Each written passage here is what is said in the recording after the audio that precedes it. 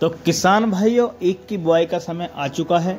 कुछ किसान भाई जो है सरसों की कटाई करने के बाद अपने खेत में ईख बो रहे हैं, तो कुछ किसान भाइयों के खेत खाली पड़े थे तो उसमें जो है वो ईख बो रहे हैं। और कुछ किसान भाई जो है लगभग 20 दिन के बाद गेहूं की कटाई के बाद अपने खेत में ईख बोएंगे। तो ईख की बुआई करते समय हमें किन किन बातों का ध्यान रखना चाहिए और बुआई के समय हमें कौन सी दवाई अपने खेत में लगानी चाहिए जिसके द्वारा हमारी जो है ईख का जमाव अच्छा हो, मोटा हो और अधिक कल्ले होकर जो है निकलें और जल्दी जो है जमाव आए। तो इन बातों को हम इस वीडियो में आज करेंगे और आपको बताएंगे कि कौन सी दवाई आप लगाएं, किस कंपनी की लगाएं और कौन कौन से आपके पास ऑप्शन हैं दवाइयों के, और किस तरीके से गन्ना जो है अपने खेत में बोए। तो किसान भाइयों, इस वीडियो में एंड तक बने रहिए और जिन किसान भाइयों ने हमारे चैनल को अभी तक सब्सक्राइब नहीं किया है वो सब्सक्राइब कर लें और बेल आइकन को प्रेस कर लें। तो किसान भाइयों, खेत की बुआई से पहले हमें किन किन बातों का ध्यान रखना चाहिए। तो सबसे पहले हमें खेत की जो है पलेवा के बाद 3-4 जुताई गहरी लगानी चाहिए। जब खेत हमारा भुरभुरा हो जाए उसके बाद जो है खेत की बुआई करें। दूसरा, स्वस्थ गन्ने का ऊपरी भाग ही बोएं। जो गन्ना होता है उसके ऊपर का भाग ही ज़्यादा जो है हेल्दी होता है, तो कोशिश करें कि उसकी ही बुआई अपने खेत में करें। तीसरा जो है M45 के पानी में जो है कम से कम 1 घंटा हम अपने बीज को डुबो कर रखें। 1 घंटे बाद जो है उस बीज को पानी से निकाल कर ही बोएं। चौथा, गन्ने की पंक्तियों के बीच में यानी कि जो गूल होती हैं उनके बीच में लगभग जो है 60 सेंटीमीटर का फासला होना चाहिए, यानी कि गूल से गूल का लगभग 60 सेंटीमीटर का फासला हो। नंबर 5, आँख वाले टुकड़े ही बोए, जिसमें 3 आँख कम से कम हो, वही बीज का टुकड़ा हमें जो है बुआई करना चाहिए।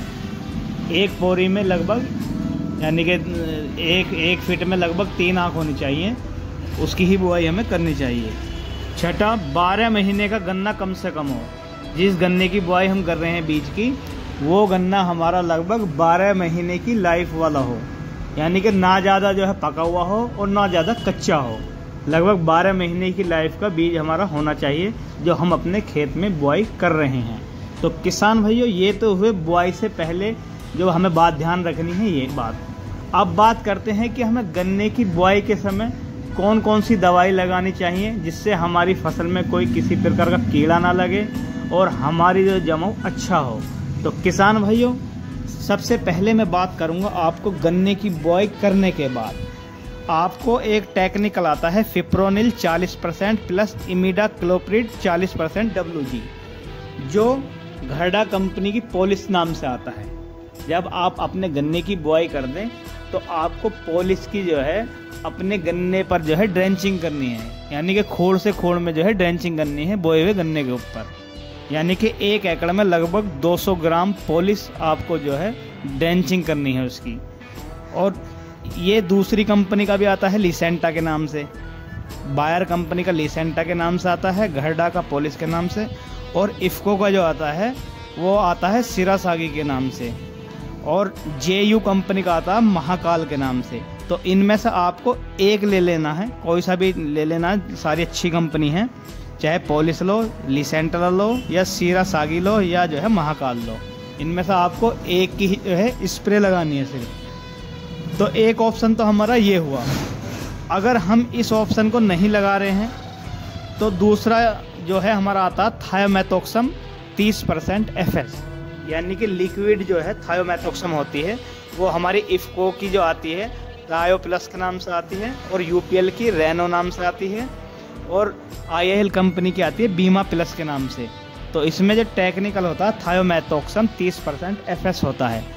तो अगर हम फिप्रोनिल इमिडा नहीं लगा रहे हैं तो हम थायोएफएक्स 30% का भी जो है या तो DAP में कोट करके डाल दें बुआई के बाद, या फिर जो है उसकी भी हम ड्रेंचिंग कर सकते हैं गन्ने के ऊपर। और अगर आप इस ऑप्शन को भी नहीं लगाना चाह रहे हैं अपने खेत में तो तीसरा ऑप्शन आता है फिप्रोनिल 0.6%, यानी कि 6% रिजेंट आती है बायर कंपनी की, रिजेंट अल्ट्रा के नाम से, तो आप इसे भी लगा सकते हैं। तो किसान भाइयों, गन्ने की बुआई के समय आपको एक तो DAP लेनी है, दूसरा इनमें से यानी कि फिप्रोनिल इमिडा में से एक टेक्निकल लेना है या थायोमेथोक्सम में से लेना है या फिप्रोनिल में से लेना है। अगर आप जो है फिप्रोनिल इमिडा में से ले रहे हैं तो इसमें पोलिस, लिसेंटस और सीरासागी या महाकाल में से एक लेनी है दवाई। और अगर इनमें से कोई भी एक दवाई नहीं लगा रहे हैं तो इसमें से आप थायोमेथोक्सम में से ले सकते हैं कोई सी भी कंपनी की। और अगर ये भी नहीं लेना चाहते हैं तो आप फिप्रोनिल जो है बायर का लगा सकते हैं 6% वाला। तो दूसरा तो ये हो गया। तीसरा आपको लेनी है पोटास। तो इन तीनों दवाइयों को मिलाकर आप अपने गन्ने की बुआई के समय लगा सकते हैं। इससे आपके गन्ने में किसी प्रकार का कोई रोग नहीं लगेगा, कीड़ा नहीं लगेगा और आपके गन्ने का जमाव जो है बहुत अच्छा होगा, अधिक होगा। तो किसान भाइयों एक बार इन दवाइयों को ज़रूर आजमाएं और अगर अच्छा रिजल्ट मिले तो हमें कमेंट ज़रूर करें। तो किसान भाइयों मिलते हैं आपसे अगली वीडियो में। तो तब तक के लिए शुक्रिया।